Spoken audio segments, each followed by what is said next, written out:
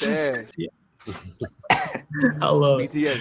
All right, Know what I'm saying? Emilio, were you gonna say anything else? No, I was just saying that's probably what happens when he gets his big paws on him. But yeah, no, Belton's mean.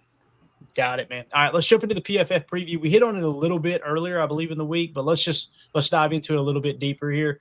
So, there's a multiple angles we could take here as we do every week. Let's start with the gambling odds. You guys know we pay a lot of attention to this. Last week, I kind of gave out a little what am I trying to say here? Advice without giving out advice that if this wasn't a Packer game, I would take the Browns plus the points. It just kind of felt like it was teed up to be a lot closer than what people were thinking. And typically, if you don't follow the public, you'll come out on the winning end pretty often. There's a reason that these guys in Vegas, they can afford those to give out those free drinks with pretty low umbrellas in them, right? I was told that when I was 18 years old, getting introduced to the gambling community, and I went, "That's a cute little saying. Don't know what the hell it means." I know what it means now at the age of 43. They know what they're doing when they're setting these lines. So the line out of the gate, it started that the Packers were 7-point favorites, and now it is officially at 6.5 according to the market here on PFF. PFF has it much closer than that at a plus 5.9 as they break it down into 10ths, I guess you could say there in that regard. So what do you guys think about that line, man? It's very, very close to where the Browns line was, right? That's why you got to be careful and not count your chickens before they hatch. Yeah, I mean, I know personally I'm not touching any action on this game. I've learned last week I've learned a lesson being definitely way too overly optimistic and thinking that this was a gimme game. I honestly didn't once think that we would lose this game. I just didn't. And, the NFL is not for long for a reason. I mean, it changes every week. And I think that I'm going this with a big old slice of humble pie, and I'm going to try to eat it and stay calm and collected. And hopefully we put together 4 complete quarters of football and we come out with a victory. And then I'll maybe have a little more optimism heading into some bye and getting these guys healthy that we just talked about. Yeah. Me? I wasn't sure where we were heading with that, but yeah, it's it's a battle. S.A. Clayton said he's not sure, man. He's a little worried about the team. He said it's going to be weird seeing Micah there. Tell him who S.A. is, first of all. Tell me who S.A. is my dad. Your Padre, right? He was the best Padre, guy around. Is that really what Padre means? Is pops or something, Dad? Yeah, but SA just rolls off the tongue so much better. And you can be in a crowd and just yell SA and get it. You can get attention kind of thing. But yeah, I think you're right. It's tough to just kind of jump on the the points and all that stuff like that. I just want to see this team go out there and kind of make sure that you can kind of brush your teeth after that one and get on to the next one, because it's you got that taste in your mouth. We got to get past that. All right, moving along here, just let's focus on the money for just a second, okay? The spread, right? The Packers, the way it sits right now, 6.5-point favorites. So right now you've got 84% of the money on the Packers to cover that 6.5-point spread. That scares me a little bit, right? Doesn't mean I'm scared that the Packers are going to lose. It just simply means, boy, oh boy, that's a lot of money on people thinking the Packers are going to cover that 6.5, basically meaning they're going to win by 7 points or more, right? And then the bets, the slips themselves, 65% there. So it's the public's really, really heavy on the Packers minus 6.5. Now, when you look 65%. 65%.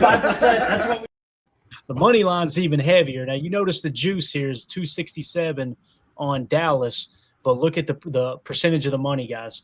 95% of the public's money is saying the Packers are going to win this one outright. And then you've got 90% of the bets are on the Packers to win outright. So you've got the slips, 90%, the money overall, 95%. The public is really, really heavy on the Packers to win this game. So let's jump over and look at the team metrics real quick before we get into some lineup matchups. Tim, I want to get your take on this. They've got the Packers ranked 4th overall, and they got the Cowboys ranked 22nd overall. Power ranking on defense, the Packers are 3rd in the NFL. The Cowboys are 31st. Power ranking on offense, they got the Packers at 12, the Cowboys at 14. Strength of schedule played so far, pretty darn close to being even here. Packers have played the 13th toughest schedule, according to PFF. The Cowboys have played the 17th toughest schedule. Average offensive snaps for the Packers is 62.7. the Cowboys are getting an average of 13 more snaps per game on offense than the Packers. Percentage of run, the Packers are at 47.3%. The Cowboys are only at 31.8% because they're trailing a lot because their defense has been struggling so bad. So obviously the percentage of passing, the Packers are at 52.7, and you got the Cowboys at 68.2. EPA per run, the Packers are negative 0.15. The Cowboys are negative 0.03. So according to expected points added, the Cowboys have a more efficient running game than the Packers. However, you got to also take into consideration that how often they're losing as well, right? Yep. So that plays in a little bit as well. EPA per pass, we are at a positive 0.19. The Cowboys are at a positive 0.07. Although, Tim, Dak Prescott 90.2 PFF grade, Jordan Love 79.6. Both these are two great quarterbacks here. Passer rating when clean, Jordan Love has been as good as he's ever been in his career at 136.9. Dak in a clean pocket, 96.0. Under pressure is where Love is struggling this year to 48.8. Dak is pretty cool hand Luke here at 66.9. Not horrible there. What do you think about all that information, Tim? You got the floor. Tell me how you feel about this. I still don't understand how Dak is a 90.2 PFF grade with looking at the rest of his numbers. I'm not knocking Dak Prescott, but if Jay Money's at a 79.6, I don't see Dak being a 90.2. And of course, PFF won't explain how they that number anyway. No use wasting time on that. But I do think that when you look at the metrics, this is the opposite of what we dealt with Sunday with the Browns, right? We're dealing with a team now that their offense is their strong suit. The defense doesn't seem to be overly intimidating, kind of like Cleveland's defense looked on Sunday. So I would anticipate that when you look at, number of snaps, average offensive snaps, I would anticipate Dallas probably having less snaps, us hopefully controlling, the game through our defense and, allowing our offense to go out there and do what we know it's capable of doing. So I think, the power ranks with offense, that's the interesting part. You want to look and say, oh, this could be a shootout. But I do think our defense is going to answer the call and, play closer to that form that we saw them playing with in week 1 and 2, I think, down in Jerry World. So still think it's going to be a close game. That's why I hate doing score predictions, but I do see us getting back on track. But by no means is this going to be a boat race in either direction, I don't think.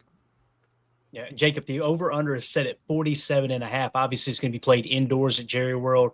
I could see the Cowboys. They score a lot of points, right? The best of my knowledge. I mean, they're not like a top 10 offense, but they're pretty solid. Jacob, I feel like Dak's played pretty good football, but now he's going to be without CeeDee Lamb.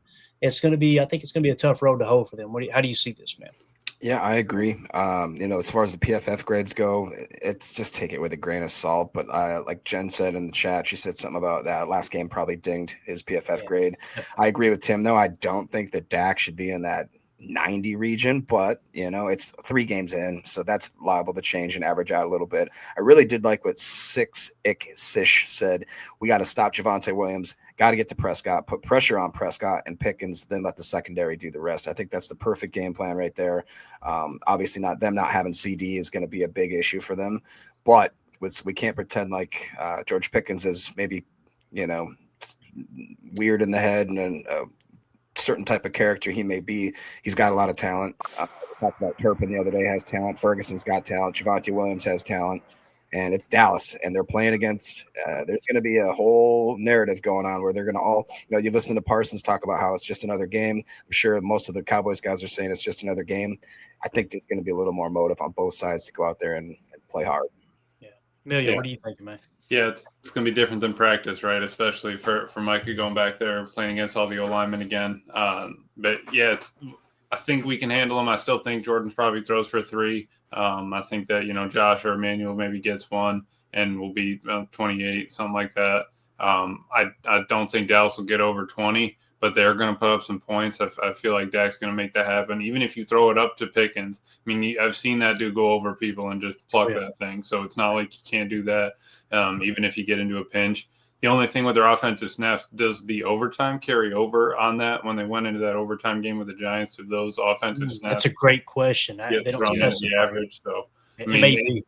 But that's another thing right there. 75. I mean, even if it's 65, even if they're throwing it more, we need to have that endurance up. That's why we need that defensive line, having the hockey line, changing them out, getting fresh legs out there. It's going to be important this game.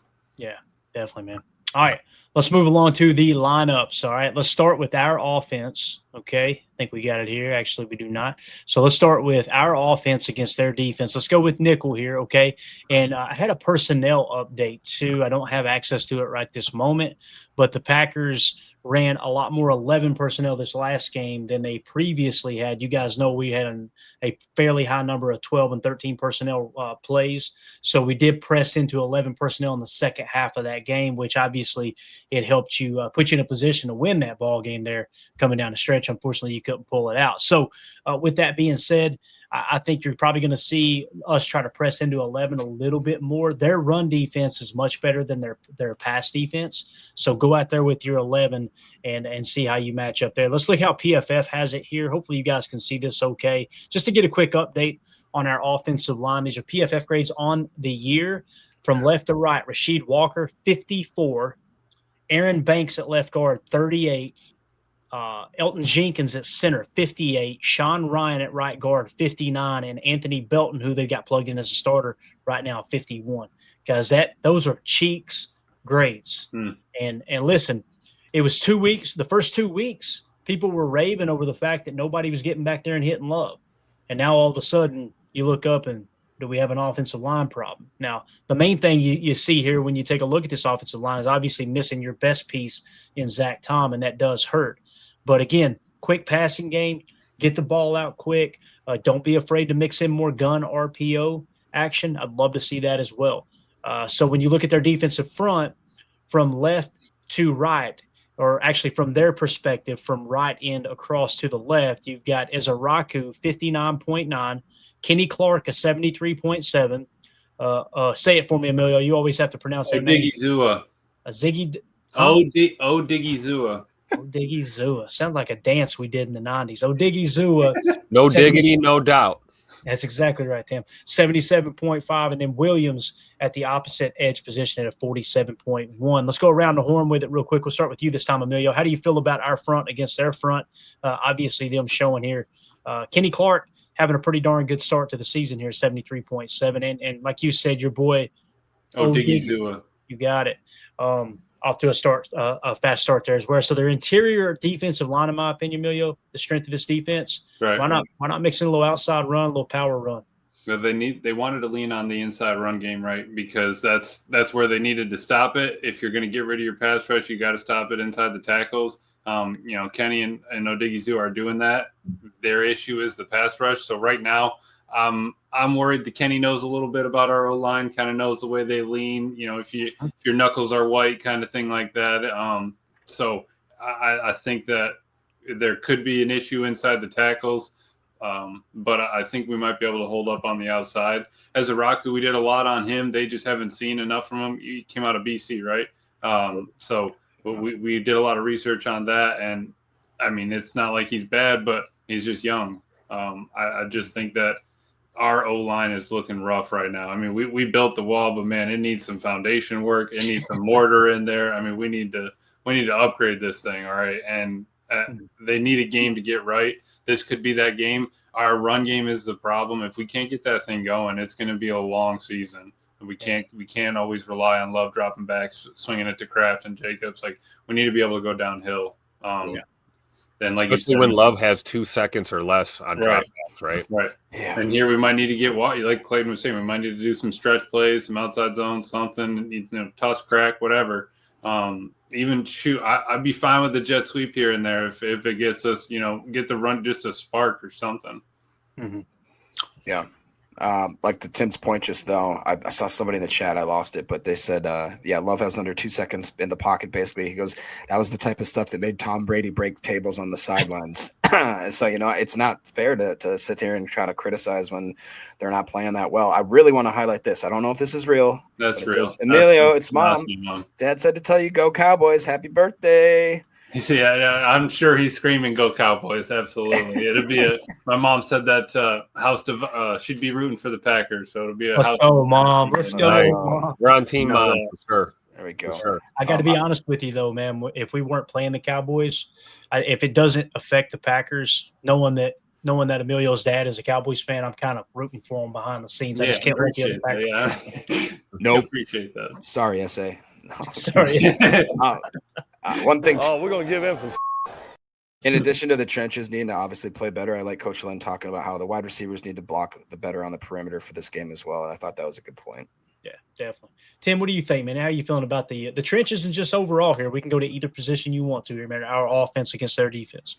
I'm 100% in agreement with Emilio. I think there has to be a concerted effort to get the run game going, period. And we need to get these linemen blocking and moving and being aggressive and not back on their heels all the time. And this is, looking at Dallas's line, this might be the perfect game to do it. I agree. I would love to see some off tackle runs, maybe some, strong toss right, something like that. Use Tuck Norris out there to help out. And whether it's Josh Jacobs, E. Wilson, Brooks, or hell, Savion Williams for that matter. We saw him lined up sidecar a few times. Whatever it takes, but we got to get the wheels turning in the ground game, and it's going to take an effort. And I think Emilio makes a good point about Kenny Clark. Obviously, Kenny Clark's going to have a little inside baseball. He's familiar with what this line is trying to do. So if we know that, maybe we can use that against them and just find a way to work around it. But I really do believe that if we put that kind of pressure on this Dallas defense, it's going to really open up things in the passing game. We already talked about, they're banged up really bad in the secondary. I mean, we're looking at Diggs and Bland here on the chart. Strong chance neither one of those guys are on the field here. I think Bland might have the best chance to go. And then they look a little thin there at linebacker as well. So, I mean, I think the key would be to run right at that D line, man. We may have to run in between the tackles just to keep them honest a few times, but I think we're going to generate the most success on the edge, like Emilio was saying. I agree. Yeah, definitely. And again, their linebacking core looks pretty rough here. Murray Jr. 37.9, Sanborn 52.7. So that's definitely a weak spot there. Utilize play action and take advantage of the fact that their linebackers are struggling quite a bit. If you get that thing stretched BC gap in either direction, boot action opposite, and get those guys stretching horizontally and then open up that second and third window down the field, I like our chances in the passing game. I kind of feel like this is going to be a big Jordan Love game, personally. I want to point out, we're talking about how bad the offensive line has played here recently, right? Jordan Love's still grading out as the 9th best quarterback in the league. That's pretty impressive, guys. Pretty darn impressive. Again, he's 4 points higher than where he was last year. Last year, he finished the season 75.8. He's at 79.6. And the big topic is the Packers' offensive line being banged up with injury and also struggling here recently. And again, does the offensive line struggle that bad last week if Zach Tom doesn't leave the game? I don't think they do. Aaron Banks, it's easy to look at that 38 and go, boy, he's cheeks. We whiffed on that. Guys, he hasn't been healthy since camp. He's been battling back injuries and this and that and the other. I'm not making excuses. I'm just being realistic here. Like, we keep rolling those guys out there banged up and expect them to play like nothing's wrong. Next thing you know, they're coming out of the game, and now we're a little light in the loafers when it comes to, backup offensive linemen. That's obviously a reason why they activated Brant Banks this week or signed him to the active roster, right? They were expecting, anticipating, hey, let's just sit Zach Tom down. But again, I think Love's poised to have a good game here against the Cowboys. I just don't want anyone to take that as, let's just go out there and throw it all over the yard. I'm with you, Tim. Establish the run, even if it ain't beautiful, keep them honest with the run. Let's set up some play action off of it. So. Absolutely. Because getting that run game going is also closing out the game at the same time. If we get a 3-touchdown lead, I don't need Jordan Love dropping back still 50 times a game. And we need to be able to get 3 yards of carry and keep the chains moving. Or start digging in that swing pass bag a little bit. You can create a run game with some backfield passing creatively to kind of get things going. If you're just running into a wall all the time, I felt like I was waiting for those on Sunday in Cleveland, and we didn't really see much of that at all. So I'm wondering if Matt maybe goes and we start seeing some swing passes to Josh Jacobs out of the backfield. Or Tim, Savion Williams out of the backfield. I think the one time they did do it, it was a pretty decent gain, if I remember correctly. Yeah, I think we only had one. Yeah. Yep. 2-0 for this in the chat said Mike Wall made a video about how the Browns defense basically was able to key into the snap and we made no adjustments. That's the other thing. We're anticipating that being fixed this week, right? 2-0 for this. So it's just one of those. You're going to have to if you're going against Kenny. I mean, he's not going to let a knee lift tell him not to rush. I mean, that was too. I would sit on that in modified football if I saw a dude doing that. You know what I mean? Like we need to be able to switch that up, or I need Jordan to just scream it. Like if you need to scream that count out and you don't have a voice after every Sunday, that's fine. But if we need to figure something out there with the snap count. Yeah. I do want to give a shout out to Dontavion Wicks as if he watches this show. We know he does not. But a 2025 grade now, guys, 75.6. Wicks is the 8th highest graded receiver in the entire league. I'm telling you, man, Wow. the fact that people were raking him over the coals last year and he still graded out of 65, this dude, I am more convinced now than I've ever been that Dontavion Wicks is going to be a starting wide receiver on this team for the next 4 to 6 years. I think that they're planning on extending him after next year.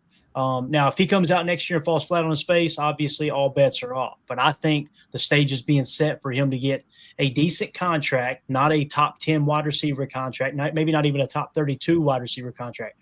But this is going to be a guy that's involved in this team for a long time. I really believe that. Reminds me a lot of another receiver named Tay that we had that everyone raked over the coals after year 2. He turned out pretty good too, if memory serves. Who could that be, Tim? You're jumping my Tay Adams memory. guy. You guys remember Tay Adams? Yeah, he played some good football for us. See. So again, just to look at the DBs here, Diggs, good chance he might not play. Well, I don't know. Was it him or Bland? I think it was Bland that was more likely to not play, I believe. Regardless, let's say they do play. They're their best corners. 50, 52. 54 at the safety position, Hooker, 57, Wilson, 52. You know, the stage is set for Jordan Love to go out there and throw for 320, 330, something like that, have a couple touchdowns, no picks, and let's cruise to a 10 to a 14-point win. However, you guys know how it is, man. The game is broken down into 3 segments, right? First quarter, you're gathering information. Did all of your prep, your 4-game saturation, last 2 head-to-head, does it match up with how the game is going? If not, you got to make that adjustment. So the first quarter, you're gathering intel. Second and third quarter is about 2 things, making your adjustment and then controlling the middle 8. Fourth quarter, standalone game. Throw the whole game plan out. What has worked up to this point? What hasn't? What adjustments did they make coming out of halftime? And you treat those last 15 minutes of the game as if it's a standalone game. That's what's going to determine whether Jordan has that type of day. And no way, shape, or form am I saying, oh, yeah, Jordan going to go out there and light it up. I am saying this looks like a game that has as much potential as any with the way the secondary set up. So it's going to be exciting. I would like to see Wicks go off for about $130 and shut people up, too. That would be absolutely awesome. So, all right, that is your offensive preview. Let's jump over to the deep. Can you go to get their 12 real quick? I just want to see. Yeah, absolutely, man. You want to go to let's see here, 12. You're talking about our 12, right? Yeah. I just wanted because Fowler came in. I was wondering if they had him in there. Dante Fowler Jr. He was actually their best. He graded out best for them last game at 83.3. 9 run defense, 13 pass rush. Just a guy you got to keep an eye on. And Matt leaning on 12 personnel, you kind of run into that a little bit more. Got it, man. No, it's a good eye there. And obviously he's off to one of the best starts of his career, actually the best start of his career, right? He's grading out of 75. He's been pretty much in the 60s and 50s his entire career with the exception of 2019 where he was 72. So that's a good eye there, Emilio. We'll definitely keep an eye on Dante Fowler. I really don't see a Tuesday player here, though. You know, maybe Odiggy Zua. Maybe him, right? I mean, he's grading out as a top 15 defensive tackle. But other than that, I really don't see a Tuesday. I don't see Kenny Clark as a Tuesday player. Now, he's going to be as motivated as Micah Parsons is. There's no doubt about it. But I just don't see it being something like, boy, we got to double team that guy. Right. Yeah. Last game against the Bears, Odiggy Zua was 3rd with a 71.3, and Kenny was 4th with a 69.8. So, I mean, they're playing decent, but it's not anything that we need to stop the presses for.